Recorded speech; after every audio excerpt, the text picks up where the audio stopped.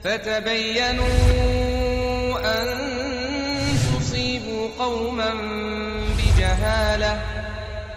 أن تصيبوا قوما بجهالة فتصبحوا على ما فعلتم نادمين.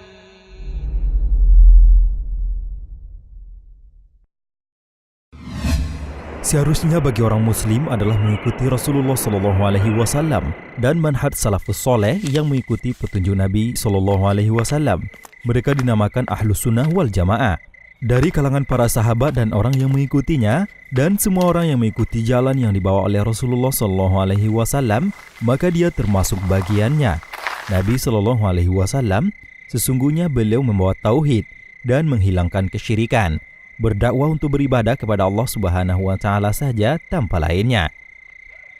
Di tengah masyarakat kita sering mendengar perkataan Wahabi disematkan oleh kebanyakan orang kepada dakwah Syekh Imam Muhammad bin Abdul Wahab bin Sulaiman At-Tamimi Al-Hambali rahimahullah.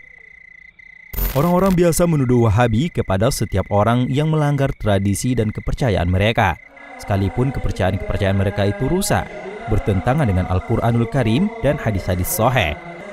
Mereka menentang dakwah kepada tauhid dan enggan memohon hanya kepada Allah Subhanahu wa Ta'ala semata, melainkan melalui perantara-perantara. Tahukah kita apakah sebenarnya Wahabi itu, asal-muasalnya dan ajarannya? Pada episode kali ini kita akan membahas apa itu Wahabi. Assalamualaikum warahmatullahi wabarakatuh. Alhamdulillahirabbil alamin. Segala puji bagi Allah Subhanahu wa Ta'ala yang telah mengutus Nabi Muhammad SAW dan membangkitkan para sahabat sebagai pendamping dan pembela dakwah beliau. Salawat dan salam semoga senantiasa tercurah kepada Nabi Muhammad SAW, keluarga dan para pengikutnya yang setia hingga akhir zaman. Wahabi bukanlah istilah baru di negeri ini. Jauh sebelum muncul gerakan yang menamakan dirinya Salafi, corak dakwah Wahabi telah menusantara dan menjadi salah satu roda penggerak perjuangan di Nusantara. Sebutlah Tuanku Imam Bonjol yang nyata-nyata membawa semangat Wahabi untuk menggerakkan jihad rakyat Padri melawan kolonial Belanda. Pergerakan Persatuan Islam atau Persis yang lahir di Bandung syarat dengan corak Wahabi. Pendiri Persis, A. Hasan, menjadi rujukan Bung Karno dalam berdiskusi tentang keislaman. Bahkan tokoh-tokoh Persis bersama ormas Islam lainnya menjadi motor penggerakan lahirnya Masyumi. Sebut saja Muhammad Nasir, ulama sekaligus tokoh politik yang menjadi motor pergerakan politik Islam di Indonesia. Satu-satunya orang Indonesia yang diberi penghargaan King Faisal Award karena sumbangsinya yang besar pada dunia Islam. Beberapa ulasan mengenai Wahabi yang dituliskan Bung Karno menjadi rujukan sejarah yang patut kembali kita angkat. Di tengah isu sesatnya Wahabi, mari kita simak bagaimana pandangan Insinyur Soekarno mengenai Wahabi. Tulisan-tulisan Bung Karno ini merupakan kumpulan surat yang beliau kirim kepada A. Hasan di Bandung kala beliau diasingkan di ND, Pulau Flores, Nusa Tenggara Timur. Dalam buku Di Bawah Bendera Revolusi, tulisan tersebut terhimpun dalam judul Surat-Surat Islam dari ND. Surat pertama yang dikirim Bung Karno tertanggal 1 Desember 1934. Dalam surat yang ditujukan kepada Syekh A. Hasan, Bung Karno meminta dikirimi beberapa buah buku, salah satunya berjudul Utusan Wahabi. Bung Karno pun di dalam surat tersebut memberikan gambaran mengenai kondisi umat Islam yang beliau saksikan kala itu.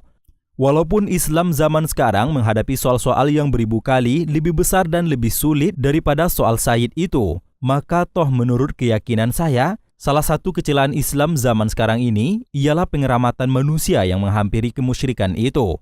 Alasan-alasan kaum Said, misalnya mereka punya brosur bukti kebenaran. Saya sudah baca, tetapi tak bisa meyakinkan saya. Tersesatlah orang yang mengira bahwa Islam mengenal suatu aristokrasi Islam. Tiada satu agama yang menghendaki kesamarataan lebih daripada Islam. Pengeramatan manusia itu adalah salah satu sebab yang mematahkan jiwanya sesuatu agama dan umat. Oleh karena pengeramatan manusia itu melanggar tauhid. Kalau tauhid rapuh, datanglah kebencanaan. Dalam surat-surat selanjutnya, Bung Karno masih memberikan pandangannya mengenai sebab musabab kemunduran umat Islam. Kemunduran Islam, kekunoan Islam, kemesuman Islam, ketakhayulan orang Islam banyaklah karena hadis-hadis lemah itu yang sering lebih laku daripada ayat-ayat Al-Quran. Saya pentingkan sekali mempelajari hadis, oleh karena menurut keyakinan saya yang sedalam-dalamnya, dunia Islam menjadi mundur oleh karena banyak orang jalankan hadis yang dhaif dan palsu. Kutipan berikut ini merupakan isi surat Bung Karno yang menceritakan kondisi beliau yang dicibir lantaran tidak mentahlilkan ibu mertuanya yang meninggal dunia.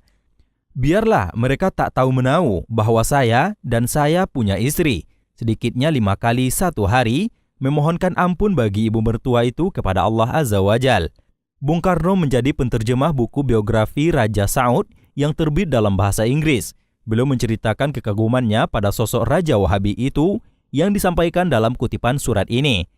Ia adalah menggambarkan kebesaran Ibnu Saud dan Wahabisme begitu rupa, mengkobar-kobarkan elemen amal, perbuatan begitu rupa, hingga banyak kaum takafur dan kaum pengeramat Husain CS akan kehilangan akal nanti sama sekali.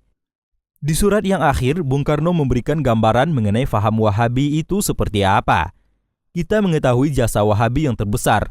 Ia punya kemurnian, ia punya keaslian, murni dan asli sebagai udara padang pasir, kembali kepada asal, kembali kepada Allah dan Nabi, kembali kepada Islam sebagai di zamannya Muhammad. Kembali kepada kemurnian, tatkala Islam belum dihinggapi kekotorannya 1001 tahayul dan 1001 bid'ah. Lemparkan jauh-jauh tahayul dan bid'ah itu. Enyahkanlah segala barang sesuatu yang membawa kemusyrikan, murni dan asli sebagai hawa padang pasir. Begitulah Islam mesti menjadi, dan bukan murni dan asli saja. Demikian Insinyur Soekarno punya kacamata dalam melihat paham Wahabi. Tak ada beliau mengatakan Wahabi itu sesat dan menyesatkan. Bung Karno memang tak setuju dengan sistem monarki yang diterapkan Raja Saud di Saudi, karena beliau lebih memilih faham demokrasi.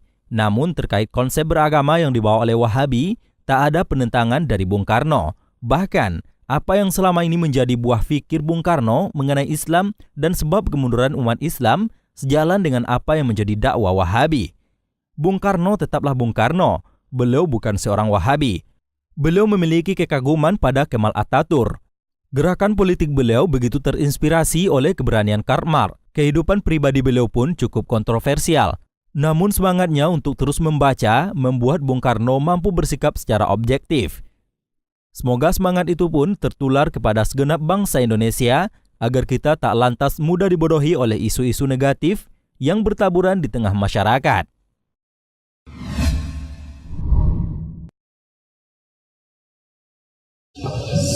Terus terang saya pernah mendengar apa itu Wahabi. Enggak tahu. Enggak. Oh, saya enggak ngerti. Tidak. Pernah, Bang? Pernah, Bang? Kalau masalah Wahabi ya di Indonesia, khususnya di Sumatera Barat, itu yang namanya Wahabi belum banyak yang kenal dengan Wahabi. Tapi kalau yang di Sumatera Barat ini yang tahu kita yaitu Muhammadiyah, NU, banyak itu paham-paham ya. Wahabi itu kan masuk paham-paham itu. Itu Wahabi itu datangnya dari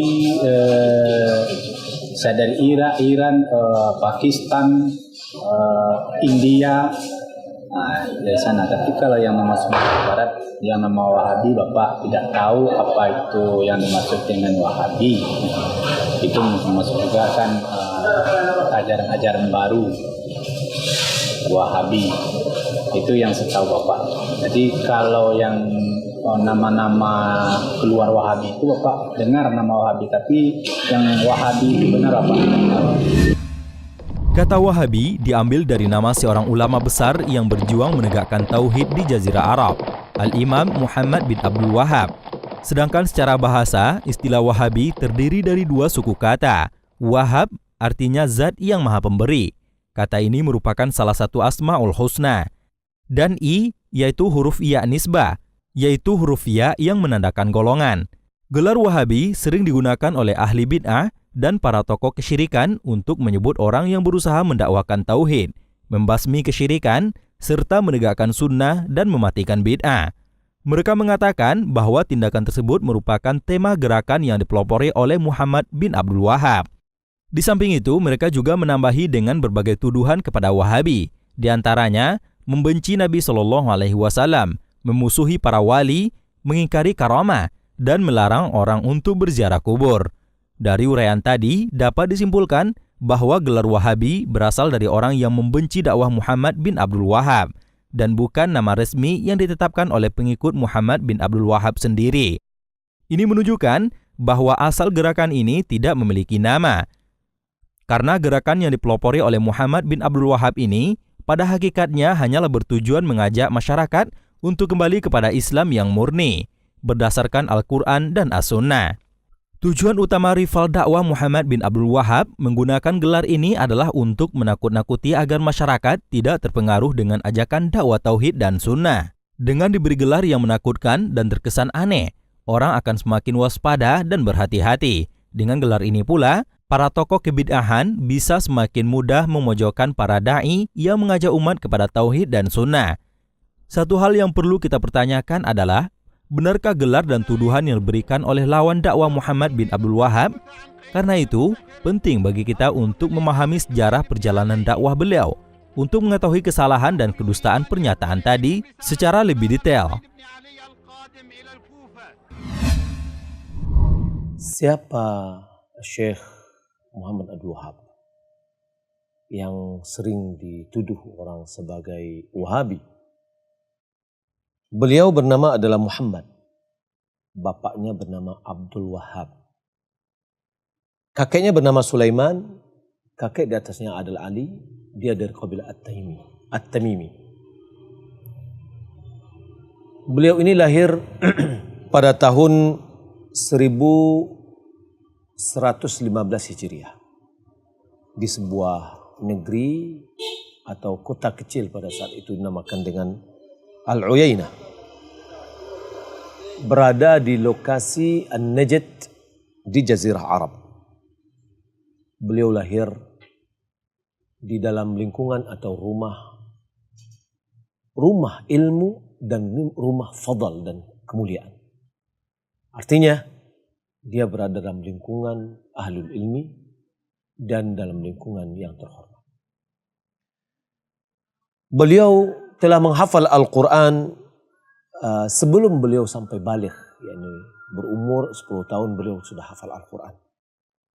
Kemudian beliau belajar membaca buku fikih dengan bapaknya. Dan beliau ada seorang yang cerdas, jenius, dan suka membaca.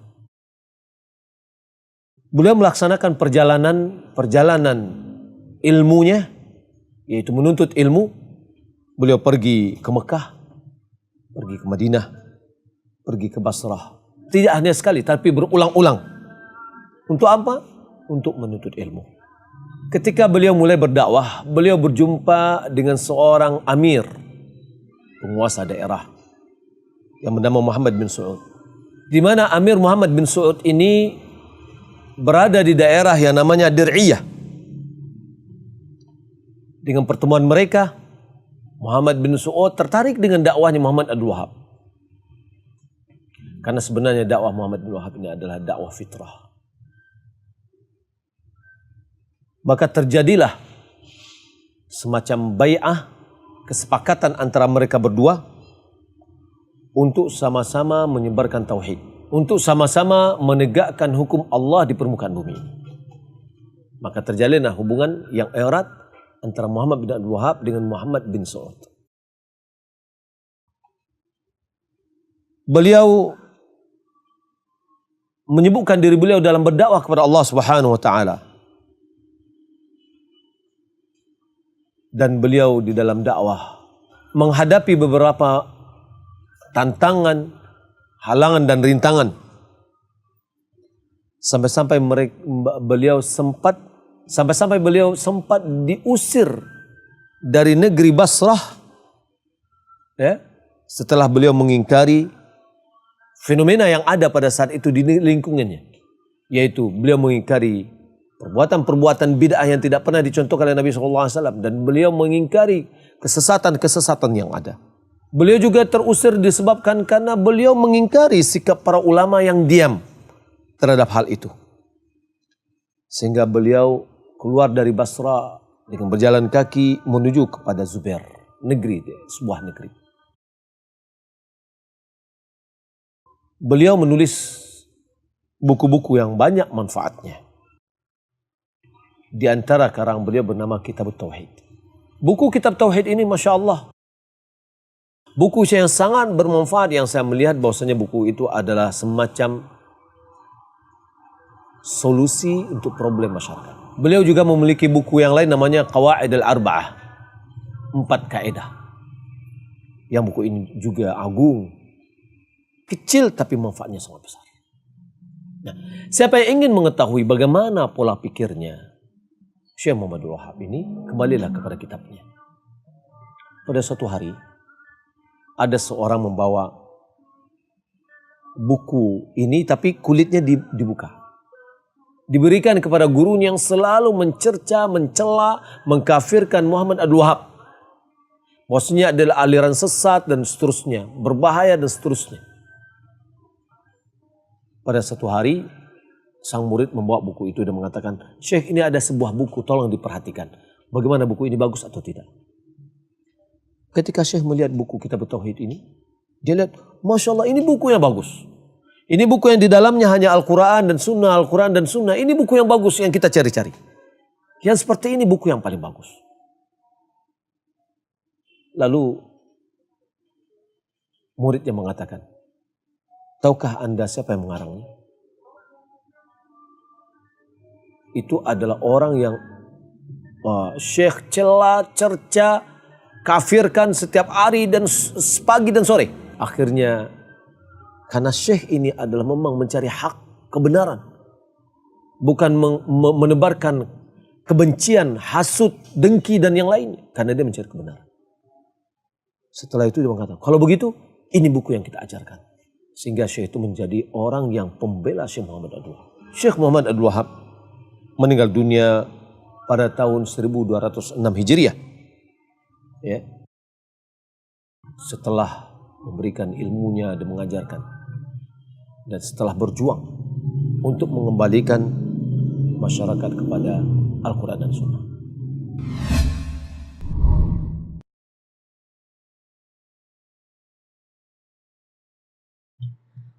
Pertama celananya cingkrang, yang kedua berjenggot, yang ketiga mereka selalu membid'ah-bid'ahkan sesuatu, yang keempat dia mengikuti pemahaman Syekh Muhammad bin Abdul Wahhab. Wahabi itu menurut saya ajaran yang menyesatkan, Bang. Karena di kampung saya dulu tuh ada orang yang ada lembaga-lembaga adat tuh yang mau bikin acara keagamaan tuh dibilang salah. Terus itu. Yang saya ketahui tentang Wahabi adalah orang yang benar-benar hijrah atau orang-orang yang mendalami ajaran agama Islam. Yang saya ketahui tentang Wahabi, Bang, ajarannya sesat. Yang pertama, yang kedua suka menuduh orang. Yang ketiga kadang-kadang suka main fitnah orang. Habis itu banyak lagi, Bang. Di antara tuduhan yang dikatakan kepada Muhammad Abdul Wahhab adalah bahwasanya dia mengajak kepada mazhab baru, atau bahwasanya dia adalah mengajak kepada tariqah mubtadi'ah, cara yang baru. Ini adalah tuduhan semata. Tidak ada dasar sama sekali. Lihat kepada bukunya. Malahan beliau adalah orang yang mengikuti Al-Quran dan Sunnah di atas pemahaman generasi yang terbaik. Jadi Muhammad Abdul Wahhab adalah orang yang mengikuti Al-Quran dan Sunnah. Maka hati-hati ketika kita menuduh orang Wahabi ketika dia menjalankan Sunnah, jangan-jangan kita melarang orang kepada mengikuti Sunnah. Fenomena yang kita lihat ketika orang celananya cingkrang lalu katakan ini Wahabi. Lalu yang tidak Wahabi itu apa? Isbal. Kalau tidak isbal itu tidak Wahabi berarti dia benar. Wah, ini keliru. Orang berjenggot dikatakan Wahabi. Lalu yang tidak Wahabi itu siapa? Orang yang tidak berjenggot. Lalu tidak berjenggot itu adalah benar. Wah, ini keliru benar nih. Ketika orang disuruh untuk menghafal Al-Quran, dibilang ini Wahabi, teroris. Lalu yang tidak teroris itu apa? Orang yang tidak menghafal Al-Quran. Lalu bagaimana dia akan mendapatkan petunjuk dari Al-Quran kalau dia tidak hafal Al-Quran atau tidak mempelajari Al-Quran? Terkadang ada orang mengatakan, ini kan jangan sering-sering pergi ke masjid sholat berjamaah. Nanti Anda akan dituduh Wahabi. Subhanallah. Ya. Lalu yang tidak Wahabi itu apa? Yang sholat di rumah. Sementara Nabi pernah mengancam rumah seseorang untuk dibakar karena dia tidak menghadiri sholat berjamaah. Saya khawatir nanti jangan-jangan Nabi Muhammad SAW Wahabi. Wah, ini sangat keterlaluan sekali. Ya. Kaum muslimin dan muslimat dimuliakan Allah Subhanahu wa taala. Beliau pernah mengatakan, aqidati wa dini alladhi adinu bihi madhhabu al-sunnah wal jamaah. Dia katakan, akidahku dan agamaku yang aku beragama dengannya, berpegang teguh dengannya adalah madhhab al-sunnah wal jamaah. Alladhi alaihi a'immatul muslimin mithla a'immatul arba'a wa atba'uhum ila yaumiddin. Yaitu seperti yang dipegang oleh imam-imam kaum muslimin, di antaranya seperti imam-imam yang 4, ya, dan pengikut-pengikutnya sampai hari kiamat. Dan beliau pun membantah langsung dengan sendirinya, ya, di mana di antara beliau mengatakan, ada orang mengatakan bahwasanya saya ini adalah membatalkan buku-buku mazhab. Tidak ada. Ya. Kalau kita lihat kepada beliau lebih cenderung kepada mazhab. Dalam fikihnya adalah mazhab Hanabilah. Ada mengatakan bahwasanya aku mengatakan kepada manusia bahwa semenjak 600 tahun manusia itu tidak ada nilai sama sekali. Ini juga tidak ada. Di antara mengatakan bahwasanya aku mengingkari orang menziarahi kubur Nabi. Subhanallah, coba lihat sekarang. Kalau Mama Wahabi melarang menziarahi kubur Nabi, buktinya Anda pergi umrah menziarahi kubur Nabi. Buktinya Anda pergi ke Baqi ketika berumrah pergi berziarah ke kuburan. Enggak ada kok. Itu tuduhan semata. Ya. Tapi mungkin yang dia lihat ketika kita meminta-minta ke kuburan yang itu adalah dakwah yang disebarkan bertentangan dengan dakwahnya Rasulullah SAW. Sementara Muhammad Abdul Wahab dia menyebarkan apa yang diajarkan oleh Nabi SAW berdasarkan Al-Quran dan Sunnah. Kita akan bisa membuktikan bahwa dakwahnya Muhammad Abdul Wahab itu bukan dakwah yang sesat sama sekali. Tapi dia sebenarnya adalah mengajak kepada Al-Quran dan Sunnah. Namun musuh-musuh Allah sangat takut kalau seandainya umat Islam ini kembali kepada Al-Quran dan Sunnah. Ada beberapa catatan yang menunjukkan kesalahan penggunaan gelar ini untuk menyebut dakwah yang dipelopori Muhammad bin Abdul Wahab. Yang pertama, ditinjau dari sisi bahasa. Jika tujuannya adalah untuk menyatakan kelompok Muhammad bin Abdul Wahab, maka seharusnya gelarnya bukan Wahabi, tetapi Muhammadi. Karena nama beliau bukan Wahab, tetapi Muhammad. Menggunakan gelar Wahabi berarti salah sasaran, karena tidak sesuai dengan nama pelopornya. Yang kedua, ditinjau dari sisi makna Wahabi. Istilah Wahabi diambil dari kata Al-Wahhab, yang artinya zat yang maha pemberi.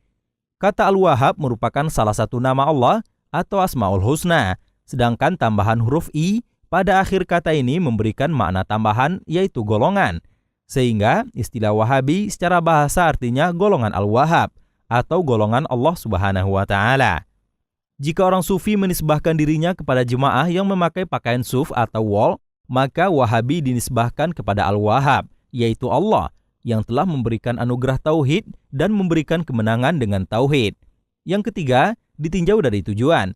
Setelah memahami makna istilah Wahabi, maka pada hakikatnya istilah ini justru akan menjadi pujian kepada orang yang mendapat gelar Wahabi. Karena dengan gelar ini, berarti dia telah dinyatakan sebagai pengikut Allah. Dengan demikian, gelar ini adalah sebuah pujian, bukan celaan. Sedangkan tujuan utama para musuh dakwah tauhid dan sunnah adalah untuk mencela dan menyudutkan para dai tauhid dan sunnah. Oleh karena itu, sebagian ulama sunnah merasa bangga dengan gelar ini. Bahkan ada sebagian dari ulama tersebut yang menyatakan, jika yang menjadi pengikut Ahmad atau Nabi Muhammad SAW hanyalah Wahabi, maka aku akui bahwa aku adalah Wahabi. Yang keempat, ditinjau dari syariat. Memberikan gelar kepada sesama muslim hukumnya terlarang. Allah Subhanahu wa taala berfirman, "Jangan memanggil dengan gelaran yang mengandung ejekan." Al-Qur'an surah Al-Hujurat ayat 11. Beliau termasuk orang-orang yang memiliki pengaruh yang besar di dalam sejarah umat Islam. Dan beliau juga adalah orang-orang yang termasuk yang paling banyak mendapatkan tuduhan-tuduhan, kemudian kebohongan-kebohongan terhadap dakwahnya. Beliau juga termasuk orang yang sering diberikan gambaran yang jelek terhadap dirinya. Menjatuhkan nama baiknya, ya, dengan gambaran-gambaran yang bermacam-macam. Apa sebabnya? Ini yang perlu kita tahu. Sekarang kita melihat bahwasanya ada orang yang menuduh Wahabi, hati-hati Wahabi. Ya, sampai sekarang. Subhanallah, terkadang orang yang menuduh Wahabi dan dakwah Wahabi, dia sangat enjoy tinggal di negeri Wahabi. Ya, ini adalah sikap yang sangat tolak belakang. Seharusnya dia harus bersyukur kepada pemerintah Wahabi kalau seandainya itu dikatakan Wahabi. Tapi sebenarnya sikap-sikap yang seperti ini yang memburukkan nama baiknya atau menuduh setiap orang yang berjenggot, celana cengkrak, ini Wahabi. Seakan-akan dikatakan Wahabi itu sebuah hantu yang menakutkan. Di antara sebab-sebabnya yang pertama adalah kondisi atau kriteria dakwah beliau dan hakikat dari manhaj beliau. Karena kalau kita lihat, Islam datang dengan ajaran yang murni, ajaran yang bersih dari noda-noda. Sementara masyarakat pada umumnya telah menodai agama ini dengan kebiasaan-kebiasaan mereka. Ada yang beribadah kepada batu, mengagungkan batu, ada yang ke kuburan dan yang lainnya. Atau ada yang mengagungkan individu-individu. Maka tak kala dia mengajak orang kepada manhaj yang benar, kepada dakwah yang benar ini, kepada Islam yang betul-betul murni, bersih, maka di situ muncullah tuduhan-tuduhan yang bermacam-macam. Karena benar kata Nabi SAW, "Badal Islamu ghariban wa sayaudu kama bada'a." Islam itu bermula dengan asing dan akan kembali asing. Yang kedua, kenapa terjadinya tuduhan-tuduhan yang bermacam-macam kepada beliau? Disebabkan karena sedikitnya atau minimnya ahli sunnah dan banyaknya ahli bid'ah. Banyaknya orang-orang yang tidak tahu dengan sunnah. Dia hanya tahu dengan ibadahnya yang kebiasaan dia. Coba kita lihat perkataan Sufyan Ats-Tsauri, di mana dia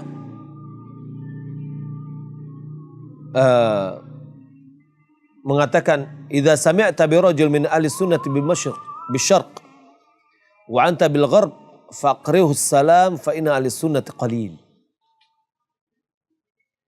Apa kata Sufyan Ats-Tsauri? Apabila engkau mendengar ada seorang ahli sunnah di timur, sementara engkau di barat, maka bacakan atau sampaikan salam kepada mereka kepadanya, karena ahli sunnah itu sedikit. Ini zaman Imam Thawri yang mana dia meninggal dunia pada tahun 261. Sudah mengatakan hal yang demikian. Hasan Basri juga mengatakan yang dia meninggal dunia pada tahun 110. Dia mengatakan kepada sahabat-sahabatnya, ya ahlus sunnah, wahai ahlus sunnah, tarabbatu rahimakumullah fa innakum aqallun nas. Bersatulah, sesungguhnya kalian itu adalah orang yang sedikit. Yunus bin Ubaid dia mengatakan, laisa syai'an aghrabu minas sunnah wa aghrabu minha ma ya'rifuha. Tidak ada yang bisa dijadikan aneh dari sunnah ini. Tapi yang lebih aneh dari itu adalah orang yang mengetahuinya. Artinya orang mengetahui sedikit.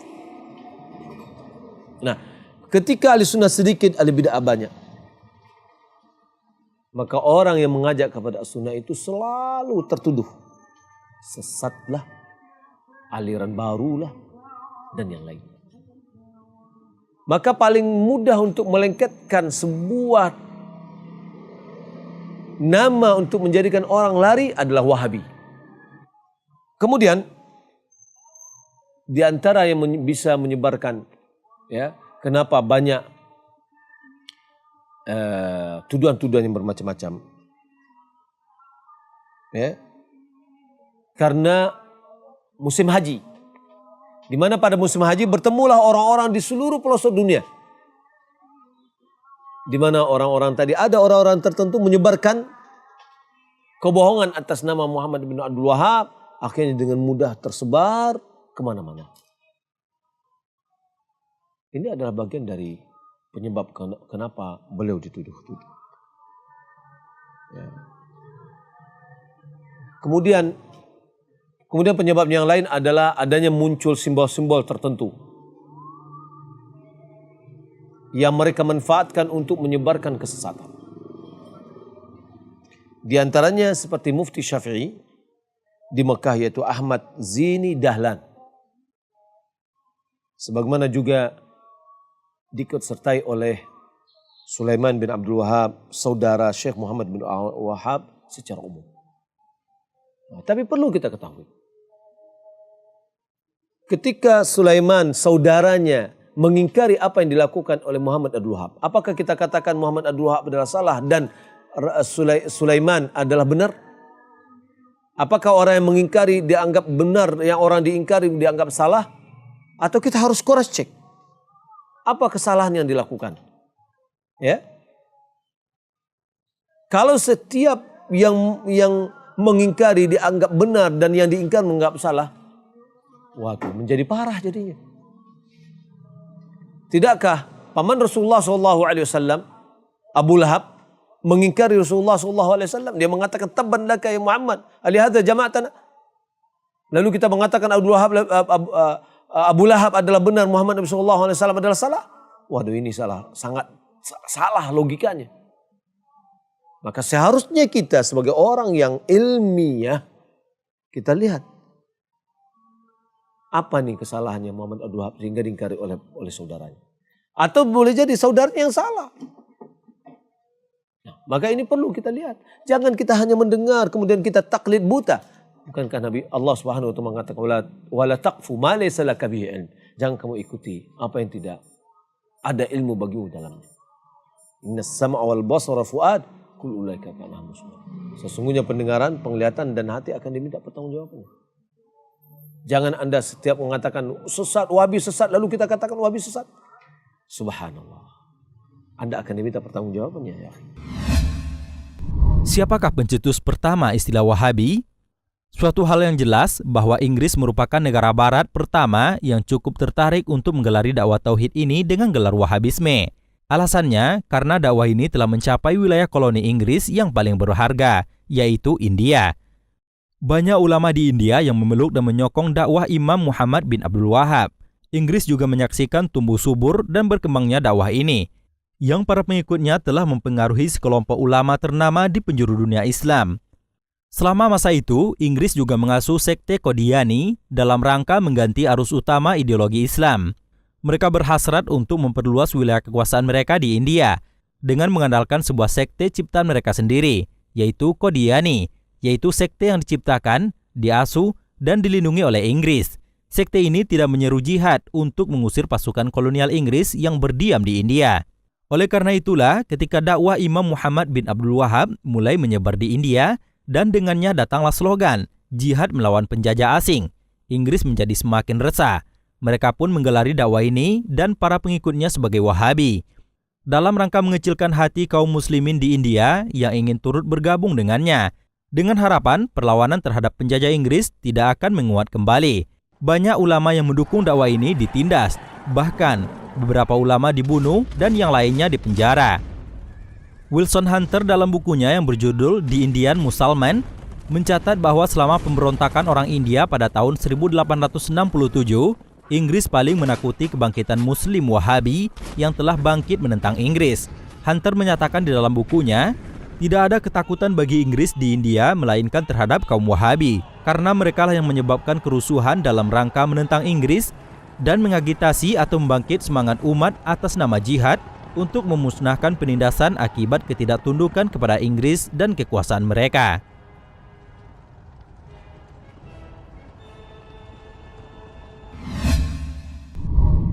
Pemirsa yang dimuliakan Allah Subhanahu wa taala, saya berikan contoh. Di dalam masalah kuburan misalkan, masyarakat kita sangat banyak sekali kuburan itu di tembok. Lalu ketika kita mengatakan, jangan di tembok kuburan ini karena Nabi melarang. Wih, Anda Wahabi. Anda Wahabi. Coba kita lihat. Apakah memang Wahabi memiliki pemikiran itu? Atau itu adalah diambil dari hadis Nabi SAW? Pemirsa yang dimuliakan Allah Subhanahu wa taala, bersama saya ada Sahih Muslim. Hadis, kumpulan hadis-hadis yang dikeluarkan oleh Muslim. Kita ambil misalkan dalam kitab Al-Janaiz. Kita ambil dari kitab Al-Janaiz. Bab yang ke-23.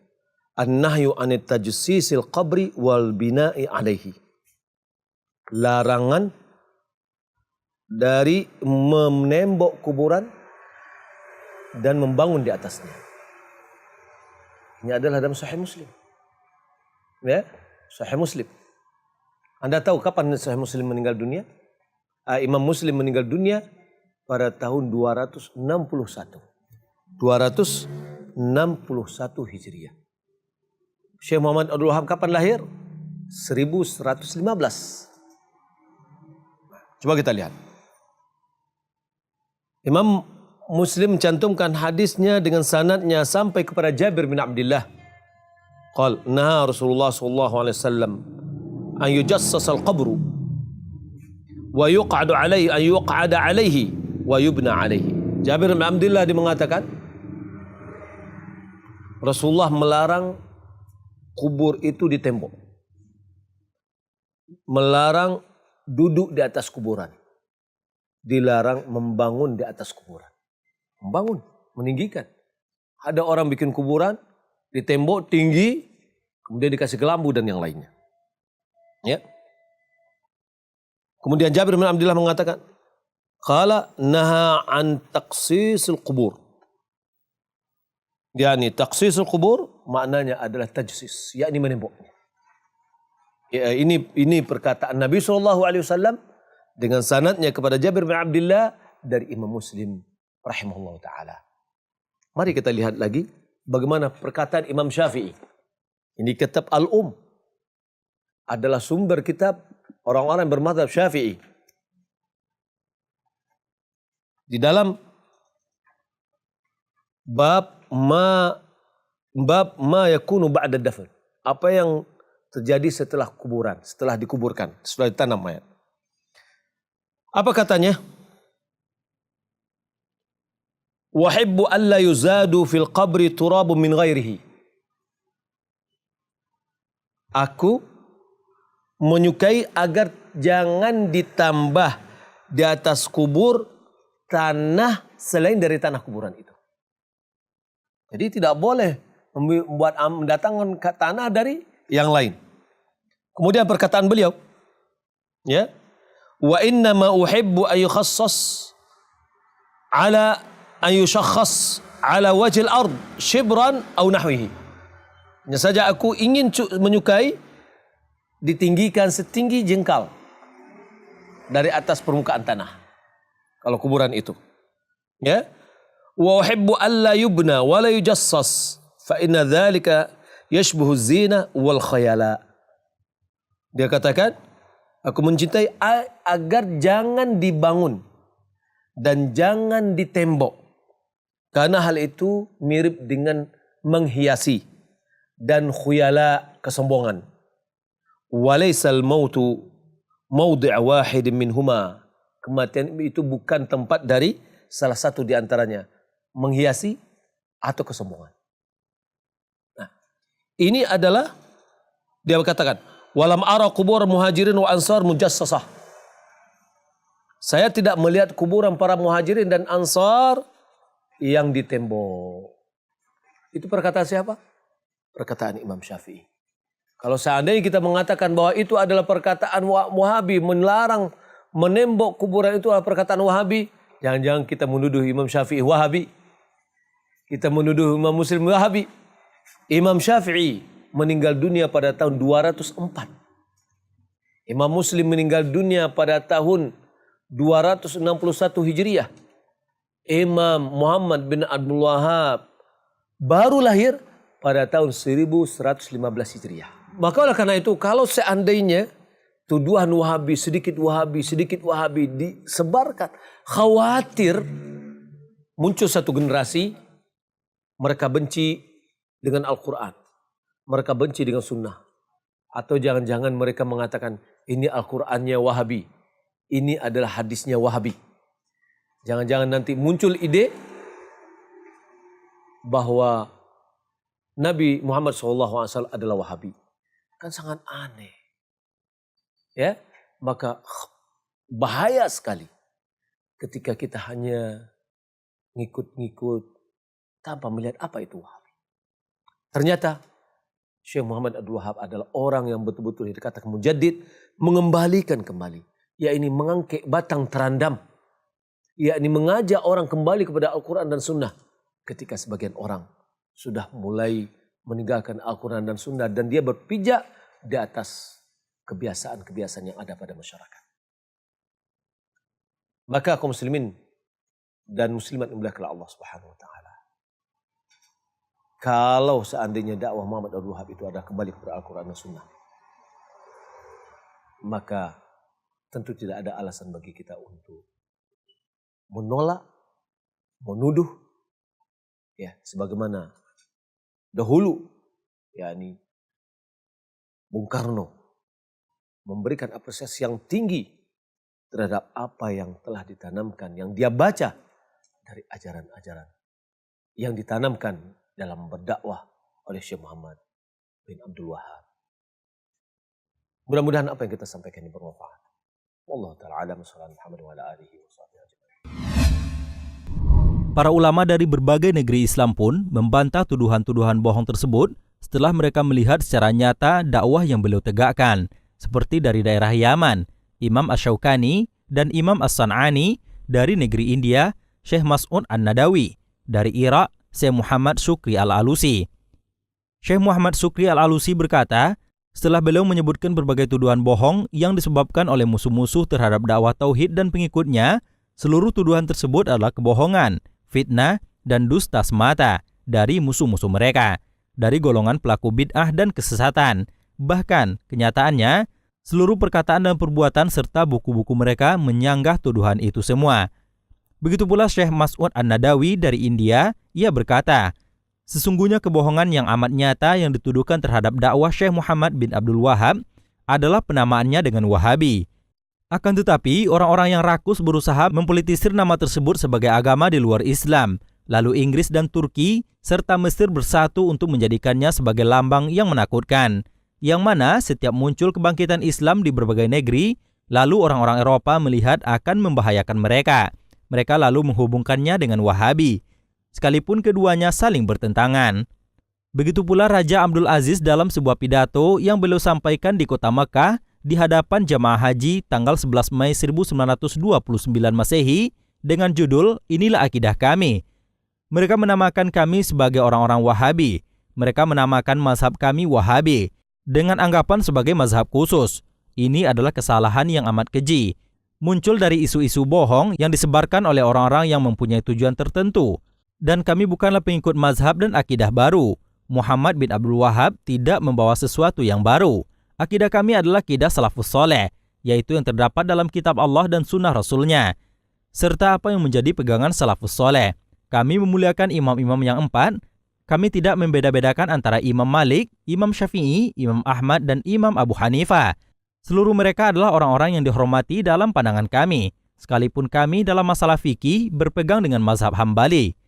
Pernyataan bahwa dakwah Syekh Muhammad bin Abdul Wahab adalah usaha pemurnian akidah dari syirik dan bid'ah, tidak hanya dari kalangan para ulama, tetapi juga dari kalangan orientalis. Orientalis Sidyu dalam kitabnya Tarikh Al-Arab Al-Am, ia berkata, setelah ia menggambarkan bagaimana petualangan Syekh Muhammad bin Abdul Wahab dalam menuntut ilmu, tiadalah tujuan pembaharuan yang dipimpinnya, yakni Syekh Muhammad bin Abdul Wahab, selain mengembalikan syariat Rasul yang murni seperti sedia kala. Disebutkan dalam kitab Dairatul Ma'arif Al-Britania, di sini diterangkan tentang Wahabi. Wahabi adalah nama untuk gerakan pemurnian dalam Islam. Orang-orang Wahabi adalah orang yang mengikuti ajaran Rasul.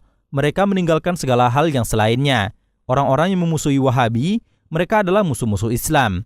Dari sini terbukti lagi kebohongan dan propaganda yang dibuat oleh musuh Islam dan musuh dakwah Ahlussunnah wal Jamaah, bahwa teroris diciptakan oleh Wahabi. Karena seluruh buku-buku akidah yang menjadi pegangan di kampus-kampus Saudi Arabia tidak pernah luput dari membongkar kesesatan teroris, Khawarij, dan Mu'tazilah. Begitu pula tuduhan bahwa mereka tidak menghormati para wali Allah atau dianggap membuat mazhab yang kelima.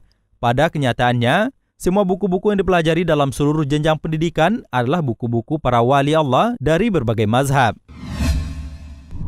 Alhamdulillah, dari pemaparan tadi telah menambah wawasan kita apa itu Wahabi. Semoga dari pemaparan tadi menambah pengetahuan kita dan menambah ketelitian kita dalam menerima berita yang banyak beredar di tengah masyarakat tentang apa itu Wahabi. Karena semua berita yang kita terima, kita diperintahkan untuk bertabayun sebelum menyebarkannya. Allah Subhanahu wa Ta'ala berfirman, "Hai orang-orang yang beriman, jika datang kepadamu orang fasik membawa suatu berita, maka periksalah dengan teliti, agar kamu tidak menimpakan suatu musibah kepada suatu kaum tanpa mengetahui keadaannya yang menyebabkan kamu menyesal atas perbuatanmu itu." Al-Quran Surah Al-Hujurat ayat 6. Maka menjadi penting bagi setiap muslim untuk meng-cross-check segala berita yang ia terima. Semoga Allah Subhanahu wa Ta'ala menyelamatkan diri kita dari syubhat-syubhat yang disebarkan ahlus syubhat dan tetap menjaga diri kita dalam kebenaran ajaran Islam yang murni sebagaimana yang dipahami oleh para pendahulu kita. Amin ya rabbal alamin. Sampailah kita di akhir acara pada episode kali ini, semoga mencerahkan. Wassalamualaikum warahmatullahi wabarakatuh.